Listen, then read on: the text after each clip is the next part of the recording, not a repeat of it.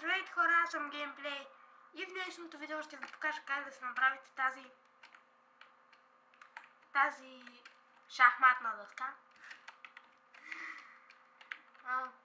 В коментарите на предишния клип Мишо ми каза да направя в този клип маса за шах, така че ето го клипа, ето е масата за шах и ще ви покажа как да се направите. Слагате Armor Stand, който трябва да ви е прав всъщност. Не знам на мен доколко ме е прав в момента. Копайте тук така, слагате грас блокче. Пропуснал съм да взема нещо. Кварцовия блок. И тук си издигате една колонка с нещо, така. Слагате пистън.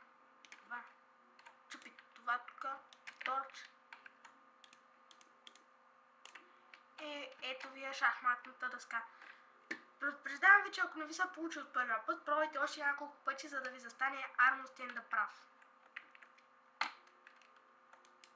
И можете да добавите столчета тук, така за окраска.